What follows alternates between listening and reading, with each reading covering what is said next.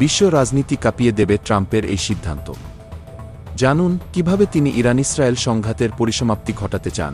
বিশ্বের অন্যতম সবচেয়ে বিতর্কিত এবং চাঞ্চল্যকর রাজনৈতিক নেতা মার্কিন প্রেসিডেন্ট ডোনাল্ড ট্রাম্প এক মহা সিদ্ধান্ত নিয়েছেন যা ইতিহাসে একেবারে নতুন অধ্যায় যোগ করতে চলেছে। তিনি ইরান এবং ইসরায়েলের মধ্যে চলমান সংঘাতের শেষ চূড়ান্ত করার জন্য সামরিক পদক্ষেপ না নিয়ে শুধুমাত্র আলোচনা ও সমঝোতার পথ বেছে নেওয়ার পক্ষে মত দিয়েছেন। কিন্তু প্রশ্ন উঠেছে, এটা কি সত্যিই শান্তির দিকে এক বড় পদক্ষেপ, নাকি পুরো বিশ্বকে আরও বিপদের দিকে ঠেলে দেওয়ার একটি রাজনৈতিক চাল? হোয়াইট হাউসের ওভাল অফিসে এক নির্বাহী আদেশে সই করার সময় ট্রাম্প এক বিরাট ঘোষণা দিয়েছেন।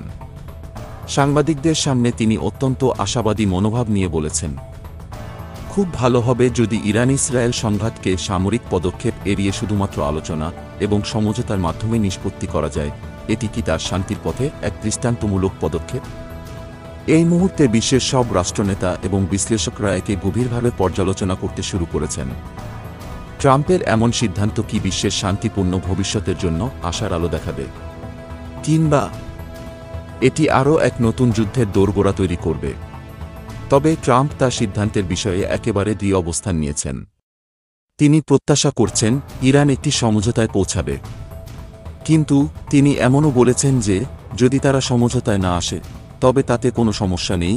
একেবারে অটুট মনোভাবের সাথে ট্রাম্প তার ইরান-ইসরায়েল সংকটের সমাধানের উদ্যোগ নিয়ে এগিয়ে যাচ্ছেন।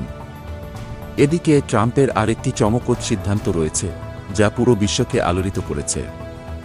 তিনি হুতি বিদ্রোহীদের একটি জঙ্গি সংগঠন হিসেবে তালিকাভুক্ত করার সিদ্ধান্ত নিয়েছেন। এর ফলে মধ্যপ্রাচ্যে উত্তেজনা আরও বেড়ে যাওয়ার শঙ্কা সৃষ্টি হয়েছে।